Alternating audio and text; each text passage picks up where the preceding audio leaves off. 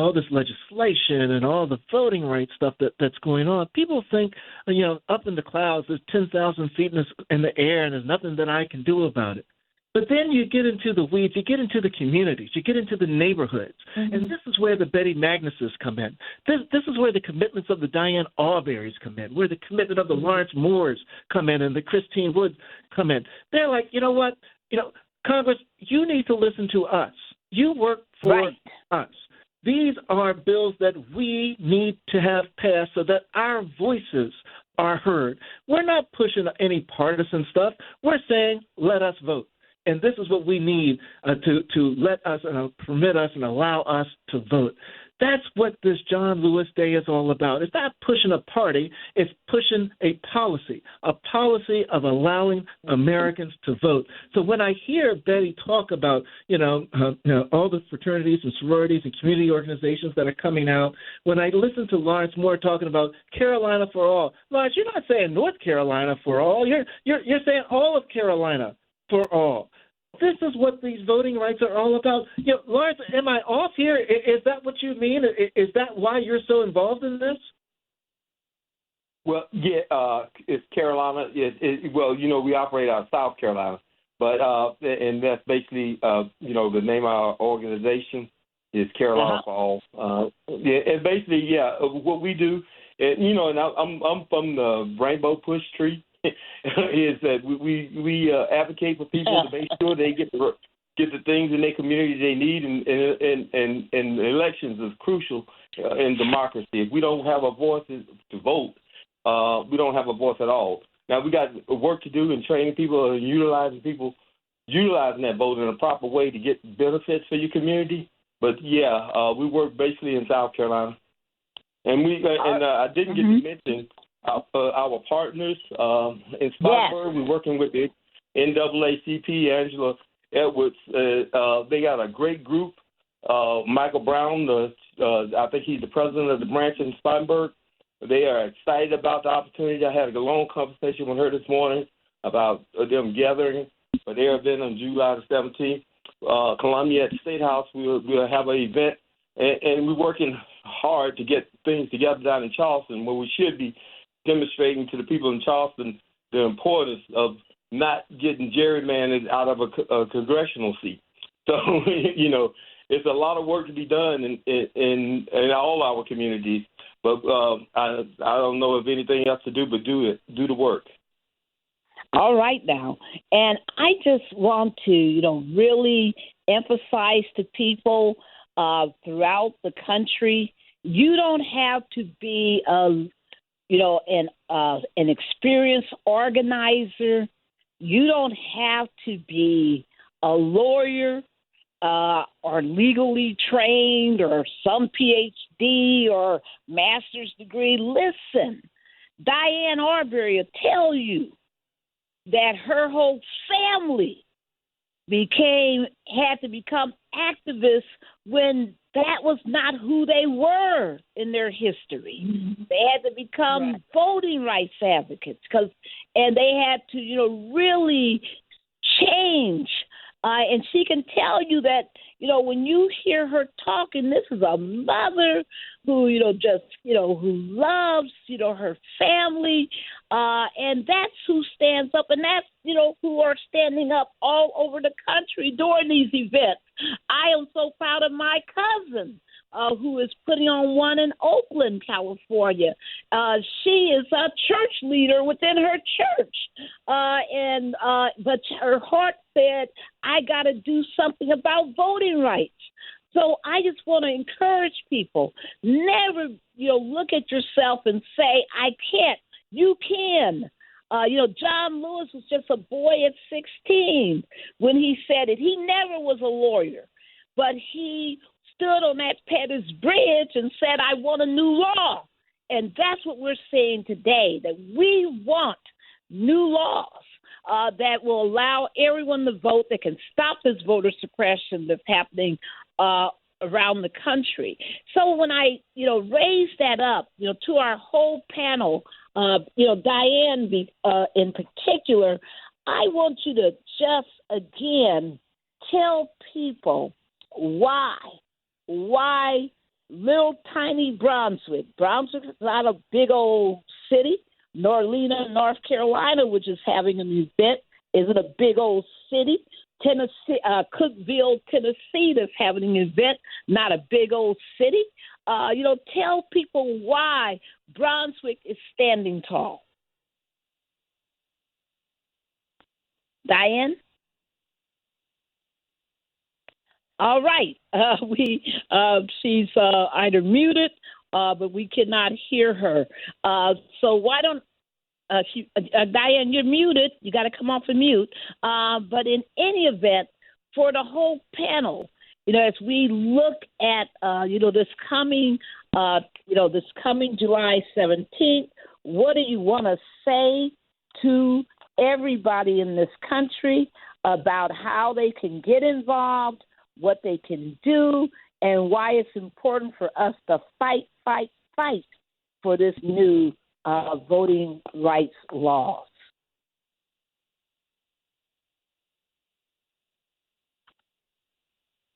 But it's Lawrence again. Yeah. One of the other things that I need to look up is the work that we're doing with the League of Women Voters on this event. They're definitely partners that's encouraging people to come out, and then they're going to participate as speakers also. But, this is the opportunity for us as a community to gather together in a upward, a positive type thing. Our rights to vote is something we need to cherish and something we need to make sure our children cherish. And for those things to happen, we have to demonstrate to the public that we appreciate it and that we're willing to stand to make sure that we get the proper voting rights and opportunities that we should. Absolutely. I think that's all. And it's an ongoing type situation that we got to do it every day. And at some point, we got to do it louder than we did the day before. But here in South Carolina, we're going to continue to do that. And hopefully, on the 17th, we get plenty of press, media coverage, so the ones that wasn't able to make it out are aware of all the issues that surround our elections. All right, now, thank you. And Lawrence, how do people reach you? Well, we are on a website. It's CarolinaForAll1Word.org. We also is on Facebook, and Instagram, and X.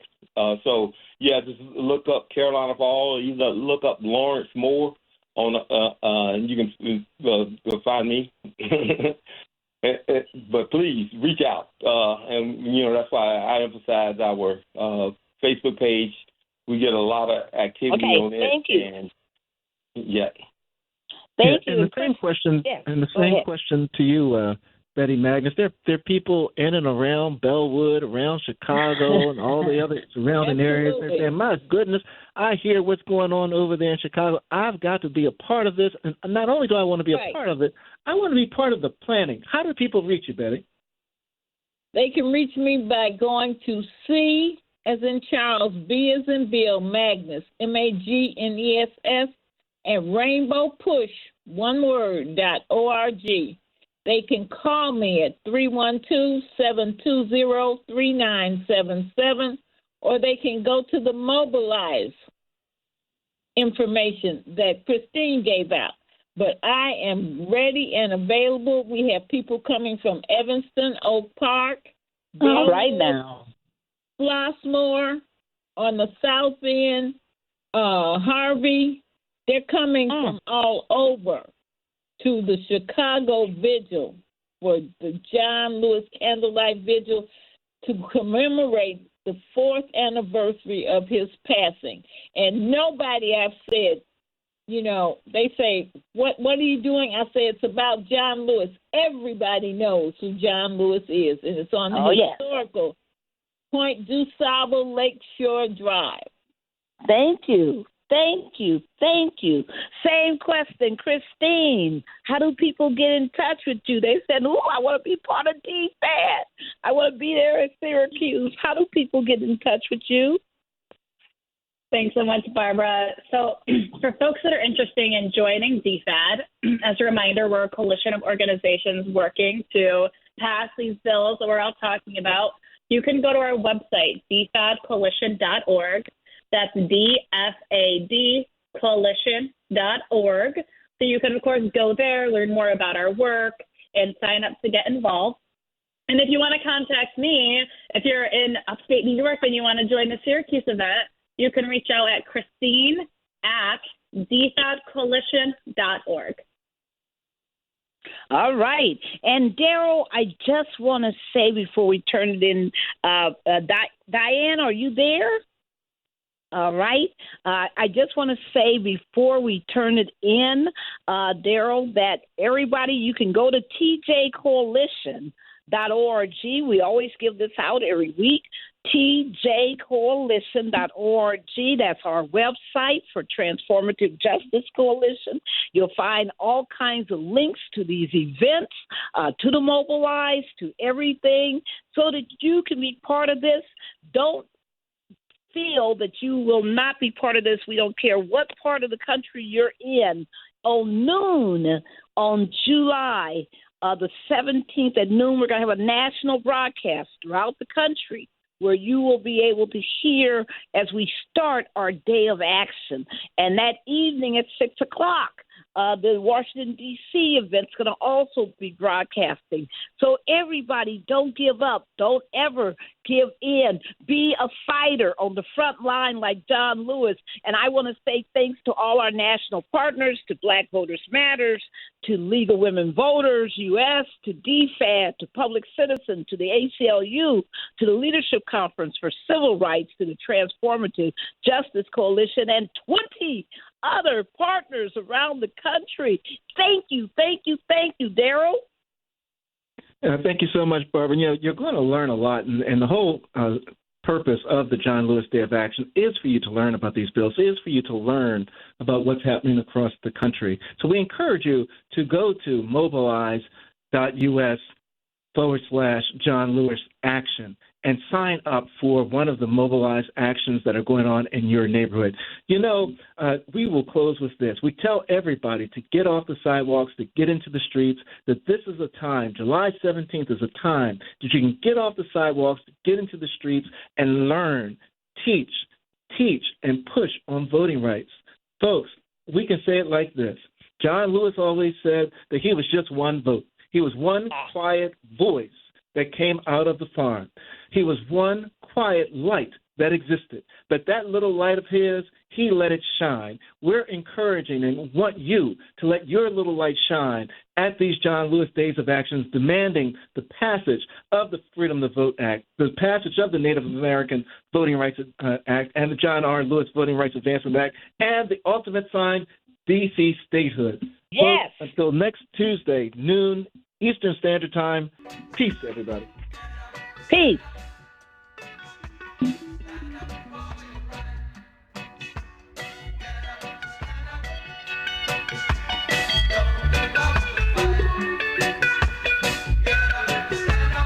The preceding program was paid for by Barbara Arnwine. Until people come before profit.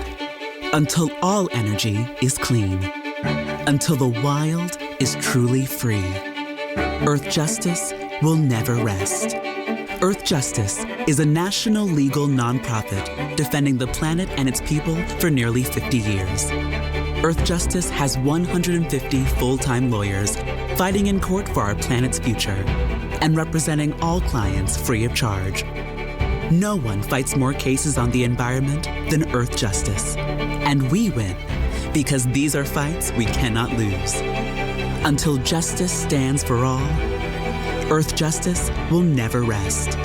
If you share our restless spirit and want to commit to fighting for a just and equitable future for everyone, go to earthjustice.org/neverrest. Earth Justice, because the earth needs a good lawyer.